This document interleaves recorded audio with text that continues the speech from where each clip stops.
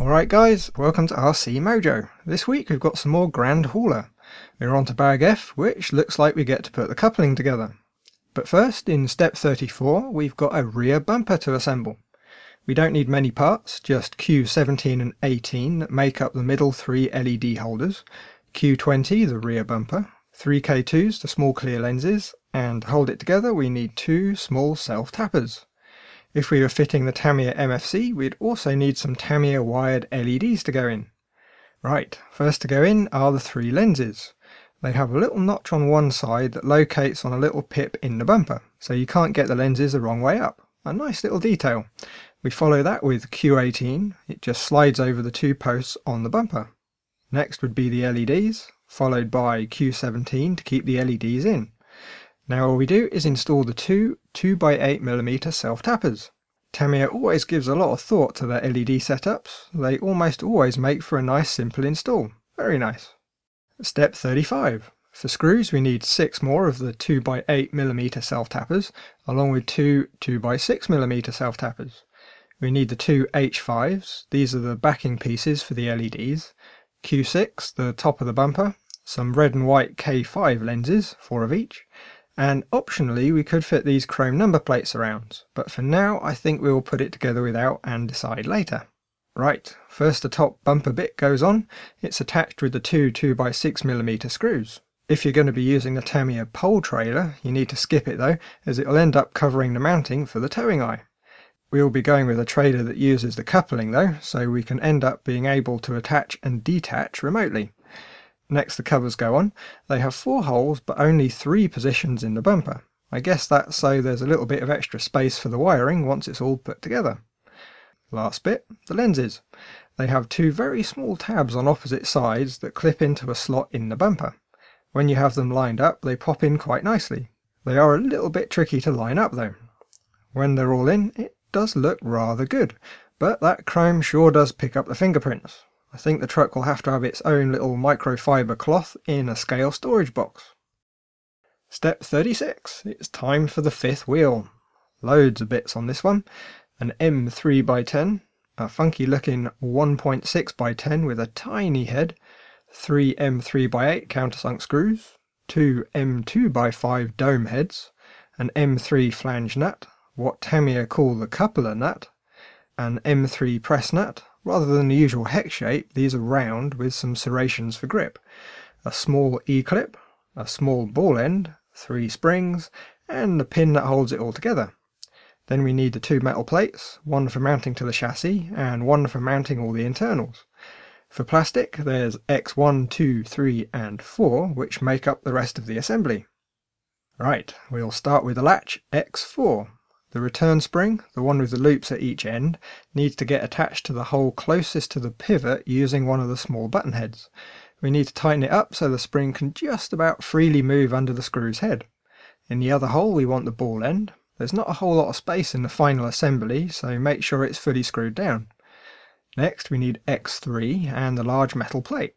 It just sits inside, and we use one of the countersunk screws and a flange nut in the rightmost hole. A bit of thread lock wouldn't hurt on these ones too. In the middle we need to sit the latch over the hole and mount the loose end of the spring to the hole in X3 with the other button head screw. And just like the other end, make sure the spring's still free to move around. Next we need the brass coupler nut to go through the latch, and we need another countersunk screw to go in through the top. And this would be another good spot for some thread lock. The last little bit of the mount is for the little switch you get with the MFC to detect the presence of a trailer.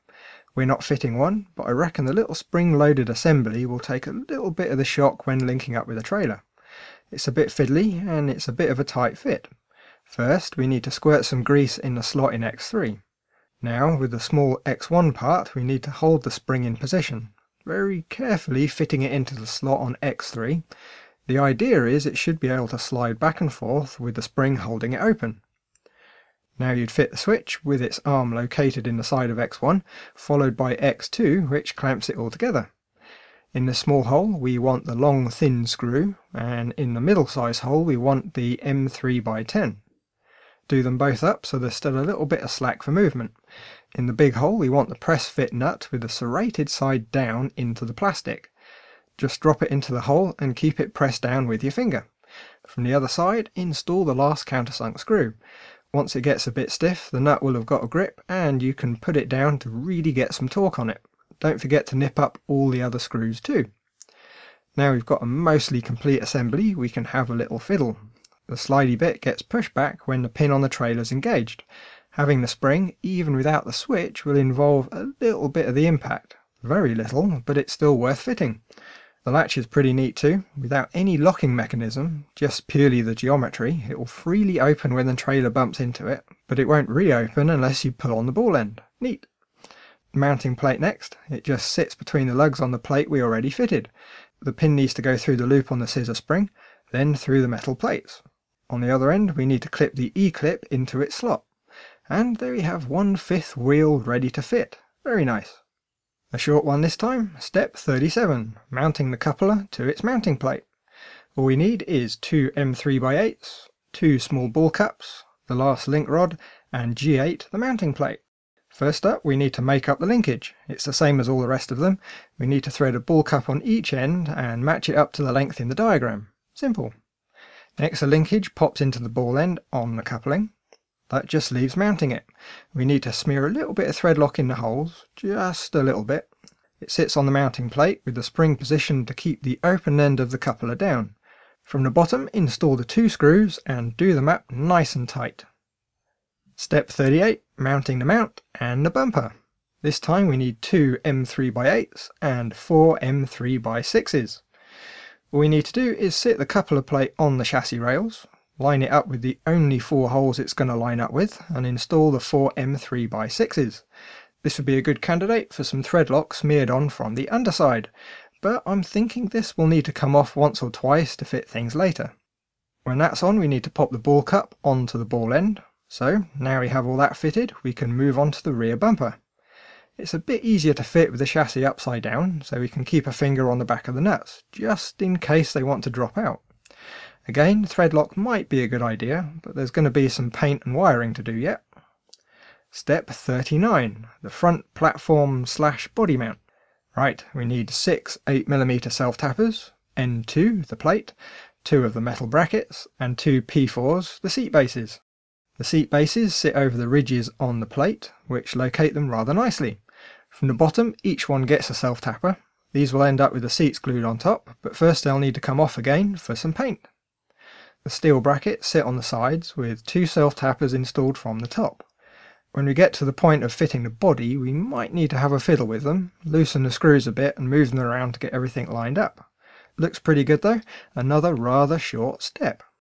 Rear platform now, step 40.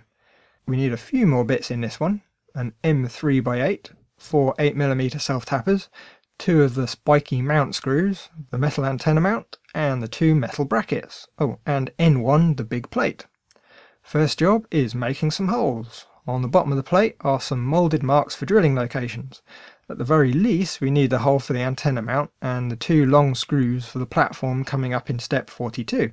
But drilling all the mount holes won't hurt, and maybe it will make the truck that bit lighter.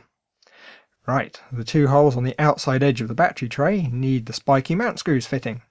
The holes that go through the top want to end up going across the chassis so we can get the body clips in when the body's on. The steel brackets are much like the last pair, but go the other way up. They get fitted with the self-tappers. Just remember they might need a bit of a tweak to get the holes lined up with the body. For the antenna mount we need to pop the M3 screw up through the plate and the mount just threads onto it. We can use an Allen key, the one that comes with the kit is a good fit, to go in the slot so we can do up the screw nice and tight. Okay, step 41. This one talks about the vibration motor that comes with the MFC, but we're not fitting one, and sticking the receiver in is probably better done when we've got a good idea how the wiring wants to be routed. Step 42. An extra platform and battery straps.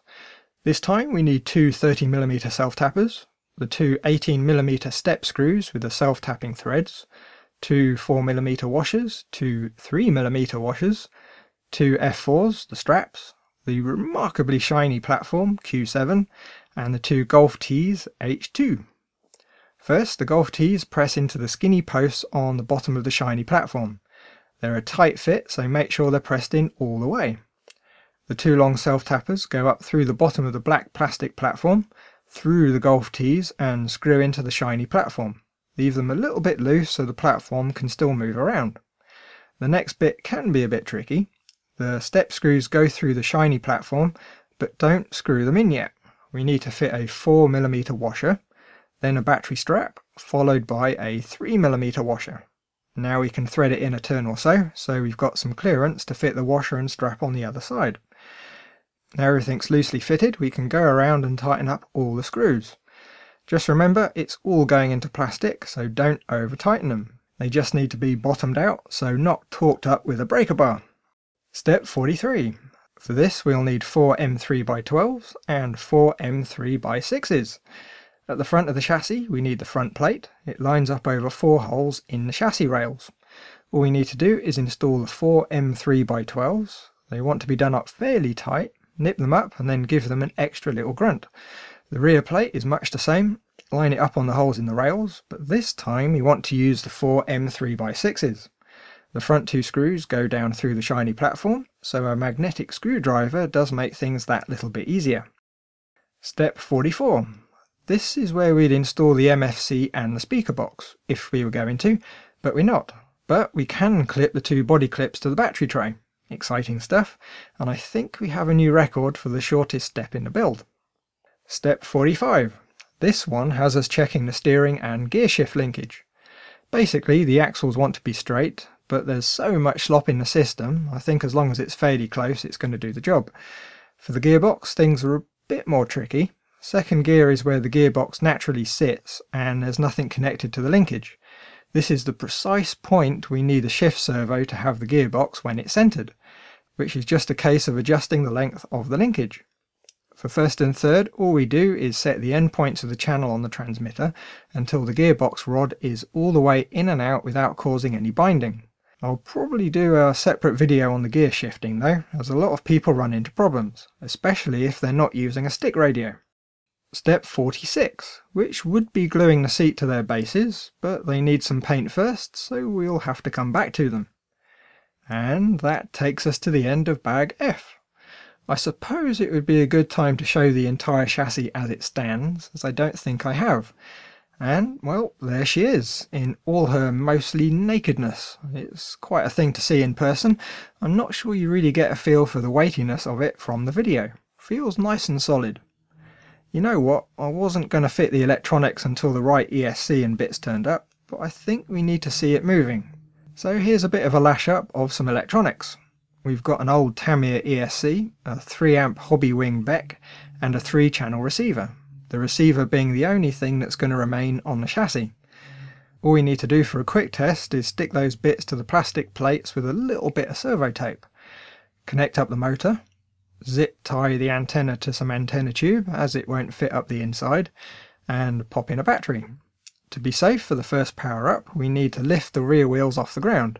I've just stuck a little bit of wood under the axles to lift up the wheels. The transmitter's on, so we can turn on the ESC. Here we go then.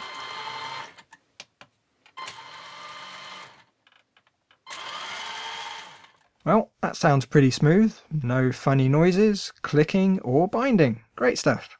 We can have a very quick look at the gear shifter while it's powered up too. The transmitter has the upgraded firmware, so channel 3 is set up as 3 positions. The switch increments and decrements the gear like a sequential shifter, which works a treat. That just leaves one thing, rolling under its own power. I'm barely breathing on the throttle, so we're definitely going to be needing a higher turn motor, and perhaps a bit of a gear reduction. But it's alive! Love it! Okay, that's it then. A slightly extended episode I think. Next time we will be doing the dry build of the body, making sure all the bits fit and working through bag G. So, thanks for watching. Like if you liked, subscribe if you fancy it, and if you're feeling chatty, leave a comment. Bye guys!